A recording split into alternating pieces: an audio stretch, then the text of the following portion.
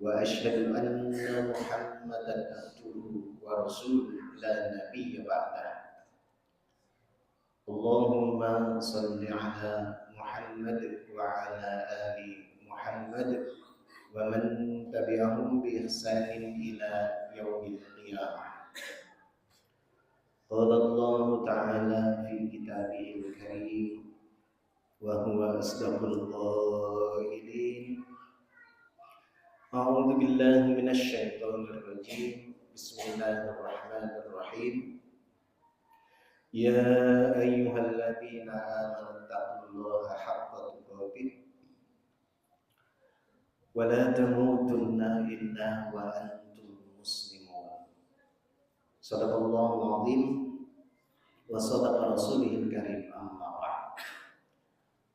Hadirin jamaah subuh yang sangat dimuliakan oleh Allah Subhanahu wa taala. Syukur alhamdulillah kita sekalian menetapkan diri kita menjadi orang yang taat kepada Allah, mengikuti perintah Allah, mengikuti petunjuk Rasulullah, berusaha menjadikan hamba yang terpelihara kehidupan kita dengan iman dan Islam. Maka dari itu ini merupakan syukur bagi kita, syukur yang terbaik dengan taat kepada Allah Subhanahu wa taala. Hadirin sekalian, kita sudah berada pada hari yang ke-21 ini. Maka kita harus mengevaluasi ibadah Ramadan kita 10 hari pertama, 10 hari kedua, dan sekarang kita berada pada 10 hari yang ketiga, 10 hari yang terakhir. Semoga evaluasi kita ini menjadi evaluasi yang bisa kita pertimbangkan untuk meneruskan sisa-sisa akhir dari bulan Ramadan ini. Dan itu adalah babak final kita untuk menyelesaikan ibadah Ramadan ini. Apakah kita menjadi hamba yang diberikan rahmat oleh Allah sebagaimana Ramadan 10 hari yang pertama itu Allah memberikan rahmat kepada kita? Apakah benar-benar rahmat sudah kita dapatkan? Kemudian kita lanjut pada Ramadan 10 hari yang kedua, kita akan mendapatkan maghfirah. Apakah benar-benar kita sudah mendapatkan maghfirah, ampunan dari Allah Subhanahu wa taala? Dan 10 yang terakhir adalah itqum minan nar. Kita dibebaskan dari api neraka. Kemudian pertanyaannya, apakah benar-benar kita mampu menjadikan diri kita orang-orang yang bisa dibebaskan dari api neraka? Itu hanya bisa dilakukan oleh orang-orang yang beriman dengan kualitas iman yang mumpuni. Jangan kita berharap untuk mendapatkan rahmat Allah ketika Ramadan tiba, tapi kita tidak melaksanakan ibadah puasa. Jangan berharap kita mendapatkan ampunan dari Allah sementara kita tidak melakukan amal-amal di dalam bulan Ramadan kita. Dan jangan berharap kita akan dibebaskan dari api neraka sementara kita menolak apa yang diperintahkan oleh Allah di dalam bulan Ramadan. Maka untuk itulah kita, hanya diri kita yang bisa mengevaluasi, karena kita yang tahu urusan kita dengan Allah Subhanahu wa taala. Orang yang beribadah, orang yang berpuasa, hanya dia yang tahu apa yang dilakukan, sedetil dan sesembunyi apapun rahasianya, hanya dia dan Allah yang tahu. Mungkin ada rahasia kita yang diketahui oleh teman, sahabat, di dalam jamaah kita? Mungkin saja. Tetapi ada rahasia yang tidak diketahui oleh teman dan sahabat, bahkan orang tua kita. Tetapi Allah Maha mengetahui apa yang kita sembunyikan. Hadirin jamaah sekalian yang sama dimuliakan oleh Allah Subhanahu wa taala, maka dari itu kita berusaha untuk mengevaluasi diri kita di dalam ibadah Ramadan agar benar-benar diri kita ini tidak menjadi orang-orang yang rugi. Di mana ruginya? Ramadan tiba, ternyata banyak sekali ibadah-ibadah yang kita lupakan begitu saja, atau banyak sekali amal-amal itu yang menghilangkan pahala Ramadan kita, sehingga dikatakan kam min shaimin laisa lahu siyamun illal ju' wal 'atas. Banyak orang yang berpuasa tetapi dia tidak mendapatkan pahala puasanya kecuali haus dan lapar saja. Nah, kita di akhir-akhir Ramadan ini berusaha untuk memperbaiki lagi. Kita evaluasi, kemudian kita memperbaiki ibadah Ramadan kita supaya niat kita itu kembali. Jadi makanya kembali kepada niat kita lagi, kita perkuat niat kita lagi agar motivasi puasa kita itu menjadi lebih kuat dan terarah, serta menjadikan kehidupan kita itu lebih bermanfaat daripada sebelumnya. Kita menguatkan ini sehingga Allah itu memandang kita dengan penuh keridhaan, mendapatkan rahmatnya dan diampuni dosa-dosa kita oleh Allah Subhanahu wa taala. Hadirin, sebagaimana yang diberikan kepada saya untuk berbicara terhadap kebersihan. Ketika orang yang beriman melaksanakan ibadahnya, maka kebersihan itu adalah menjadi hal yang sangat penting yang harus dilakukan. Di masjid kita ini pernah juga sudah sering dibicarakan tentang masalah kebersihan. Di antaranya berwudu. Wudu itu adalah masalah kebersihan yang kita lakukan sebelum kita melaksanakan sholat kita. Bukan cuma kebersihan tetapi kesucian, bersih dan suci. Sebagaimana juga mandi janabah juga pernah dibahas di masjid kita. Mandi janabah itu juga merupakan kebersihan dan kesucian. Kalau mandi janabahnya itu tidak benar, maka hadasnya itu belum terangkat. Ketika orang yang masih berhadas kemudian sholat, maka sholatnya juga tidak diterima. Maka itulah sangat penting sekali kita mengetahui detil-detil bagaimana cara berwudu yang baik, bagaimana cara berjanabah yang baik. Jangan sampai janabah kita itu belum sempurna, kemudian kita pakai sampo. Maka air itu yang bukan lagi air mutlak, tercampur dengan sampo, maka air itu menjadi mutaghayyir. Kalau air menjadi mutaghayyir, maka bukan lagi air mutlak yang bisa mensucikan, tetapi cuma membersihkan. Maka jadinya janabah kita itu tidak mengangkat hadas, tetapi cuma sekedar membersihkan, bukan menyucikan. Karena bersih bisa dengan sabun dan sampo, selesai. Tapi suci sesuai dengan fikihnya, maka itu adalah harus dengan air yang suci tanpa tercampur dengan yang lainnya. Maka dari itu ketika mandi janabah, maka harus terpenuhi mulai dari ujung rambut sampai ujung kaki terkena dulu dengan air. Setelah rata, maka selesailah mandi janabahnya dan silahkan pakai sampo atau sabun. Maka itu menjadi pintu bagi kita untuk beribadah kepada Allah Subhanahu wa taala. Jadi ketika kita melaksanakan ibadah kita dengan baik, maka kita harus tahu tata cara sebelumnya supaya ibadah kita itu menjadi ibadah yang diterima oleh Allah dan menjadikan kita orang-orang yang bersih, bukan hanya bersih tapi juga suci. Karena kebersihan dan kesucian itu sangat dicintai oleh Allah. Orang yang menjaga kesucian dan kebersihan adalah sangat dicintai oleh Allah. Innallaha yuhibbut tawwabin wa yuhibbul mutatahhirin.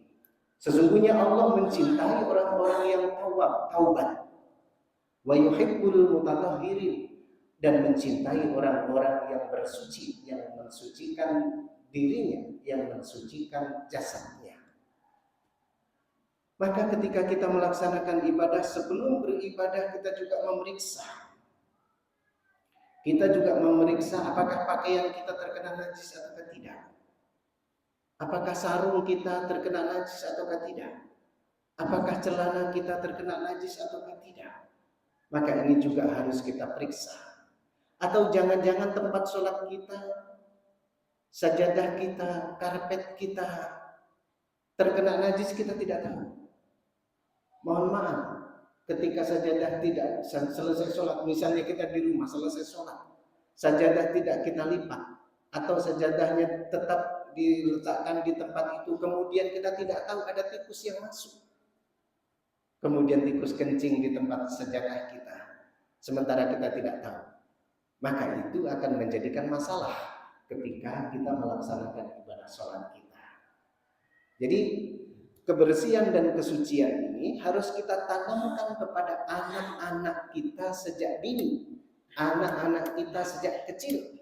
Di taman pendidikan Al-Quran juga harus kita tanamkan kebersihan ini. Karena kebersihan dan kesucian itu akan menjadikan pintu masuk ibadah kita itu bisa diterima oleh Allah Subhanahu wa Ta'ala. Ibadah kita juga mudah diterima oleh Allah Subhanahu wa Ta'ala ketika bacaan sholatnya itu juga benar. Ketika Al-Fatihahnya tidak benar tajwidnya, otomatis Al-Fatihah itu adalah rukun, dan ketika rukun itu tidak ada, berarti hilang juga ibadah kita. Makanya penting juga kita itu belajar membaca Al-Quran. Penting sekali kita belajar membaca Al-Quran karena kaitannya dengan ibadah, kaitannya dengan sholat kita. Bahkan Al-Fatihah dan ayat Al-Quran itu dibaca dengan suara keras. Di dalam sholat, bacaan sujud tidak keras, bacaan ruku tidak keras. Yang keras itu cuma bacaan Al-Fatihah, kemudian bacaan ayat-ayat itu dikeraskan.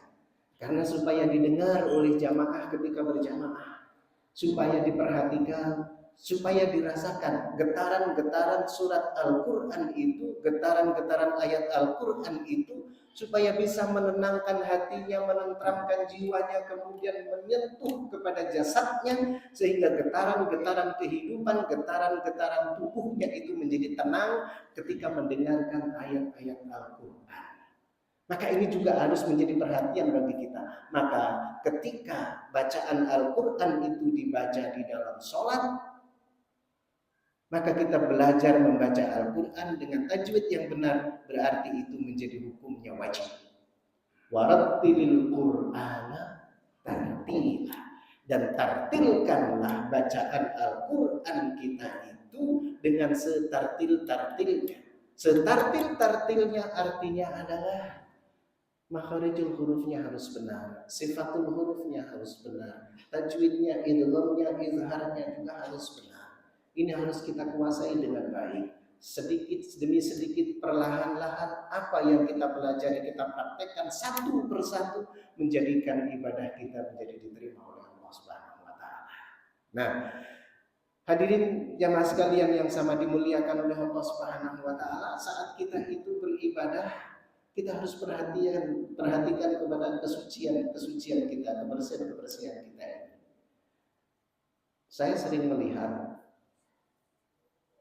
ketika anak-anak baku buru, lari-lari di dalam masjid, kemudian larinya sampai keluar masjid, dia tidak pakai sendal, keluar dari lantai masjid dia tidak pakai sendal, kemudian masuk lagi buru-buru masuk ke dalam masjid, tidak pakai sendal. Kita tidak tahu apakah di luar ketika tidak pakai sendal itu sebelum masuk melaki baku buru ke masjid ini, apakah di luar tidak injak, mohon maaf, tai kucing, walaupun tai kucingnya sudah kering, Kalau tai kucing itu sudah kering, kemudian diinjak oleh kaki anak-anak, masuk lagi ke tempat, ke lantai masjid, apalagi menginjak karpet masjid, tempat sholat kita tidak tahu. Memang kelihatannya bersih, tetapi bekas injakan kaki itu menginjak najis. Memang najisnya tidak kelihatan. Justru yang tidak kelihatan itu namanya najis hukmiyah. Secara hukumnya dia terkena najis dan menempel di kakinya, walaupun tidak kelihatan mata, maka yang kelihatan mata itu adalah najis ainiyah. Jadi ini yang akan menjadikan bisa jadi wallahu a'lam bishawab. Makanya kita harus perhatikan ini, utamanya terhadap anak-anak kita ajarkan ini agar anak-anak kita mampu membiasakan kebersihannya itu, kesuciannya itu sejak dini. Kebersihan dan kesuciannya sejak dini, sehingga benar-benar tempat ibadah kita terpelihara, kemudian pakaiannya terpelihara, apa-apa saja sudah terpelihara, sebagai bukti bahwa kita menanamkan kebersihan dan kesucian itu untuk anak-anak kita, bekal bagi orang-orang yang beriman. Tunjukkan bahwa kita orang-orang yang beriman. Bapak Ibu hadirin yang sama dimuliakan oleh Allah Subhanahu wa taala, di beberapa tempat di Kota Makassar, ketika saya singgah di masjid-masjid, ada yang masjid itu mempraktekkan di tempat sebelum masuk air wudhunya ada air tergenang. Ada beberapa masjid. Ada yang mempraktekkan airnya itu dialirkan melalui pipa, yang pipanya dilubangi kecil-kecil, kemudian dibiarkan air mengalir itu di jalanan menuju tempat air wudhu. Ini menjaga dan memelihara kesucian. Ketika masuk masjid, maka otomatis najis yang tidak kelihatan itu akan tersucikan, sehingga masuk ke masjid insya Allah aman dari kesucian-kesucian itu.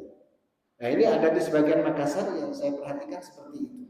Ada yang memperhatikan kesuciannya seperti itu. Kalau kita berjalan sampai di pulau seberang, di Jawa misalnya, ada juga masjid-masjid, utamanya masjid pesantren. Di pondok pesantren itu masjidnya juga seperti itu. Ketika masuk ke tempat wudhunya, ada genangan air di atas mata kaki. Genangan air di atas mata kaki. Maka kaki dicuci di situ, kemudian masuk ke tempat wudhu, masuk ke masjid lagi, dicuci lagi kakinya. Nah, yang lebih hebat lagi di mana Pak? Di Bali. Di Bali meskipun di sana banyak umat Hindu, tapi Islamnya lebih kuat dan taat. Ketika sama masuk ke masjid ada genangan air. Saya pernah ketika masuk ke masjid di Bali bagian barat, masuk ke masjid di Gilimanuk, saya masuk ke tempat wudhu, saya kira airnya sedikit, ternyata sampai di bawah mata kaki, sampai di bawah mata, di bawah lutut. Jadi hampir lutut saya itu terkena. Celana saya juga basah akhirnya. Masya Allah. Jadi itu cara memelihara kebersihan dan kesucian, agar itu salah satu cara memelihara kebersihan dan kesucian, agar tempat ibadah kita itu tidak terkena najis yang menjadikan ibadah kita menjadi ibadah yang sah, menjadi ibadah yang tidak batal karena tidak tercampur dengan najis. Jadi makanya mengetahui tentang fikih toharoh, mengetahui tentang tata cara bersuci, mengetahui bagaimana kita menyiapkan perangkat sebelum kita melaksanakan sholat, itu sangat penting karena berhubungan dengan kebersihan dan kesucian sebelum kita menghadap kepada Allah Subhanahu wa taala. Kesucian dan kebersihan sebelum menghadap kepada yang maha suci itu sangat penting. Karena Allah maha suci, kita pun juga harus menjadikan suci pakaian kita, suci celana kita, suci sarung kita, suci jasad kita, suci jiwa kita. Makanya ada an-nadhafatu minal iman. Kebersihan itu adalah bagian daripada iman. Kebersihan itu adalah sebagian daripada iman. Meskipun ini dikatakan sebagai qaul ulama. Ada yang mengatakan bukan hadis, tapi qaul ulama. Karena ulama itu menyimpulkan innallaha yuhibbut tawwabin wa yuhibbul mutatahhirin. Sesungguhnya Allah menyukai orang-orang yang bertaubat dan menyukai orang-orang yang mensucikan dirinya. Orang yang bertaubat itu orang yang membersihkan dosa-dosanya. Membersihkan dosa yang penuh dengan karat itu sangat susah sekali, kecuali orang-orang yang ikhlas dengan seikhlas-ikhlasnya untuk mampu bertaubat kembali kepada Allah, kembali di jalan Allah, kembali mengikuti ajaran Allah setelah sebelumnya banyak sekali menodai hidupnya dengan ajaran-ajaran yang melanggar perintah Allah. Layaknya orang yang membuat parang itu mau dibikin dengan tajam, besi bajanya banyak karatannya, maka besinya harus dibakar terlebih dahulu. Dibakar terlebih dahulu, sudah dibakar, baru dipukuli besi supaya karatannya hilang. Kurang lebih seperti itu. Orang-orang yang bertaubat supaya karatan dosa itu menjadi tidak ada di dalam kehidupannya. Ditempa, dipukuli berkali-kali agar bersih daripada karat-karat.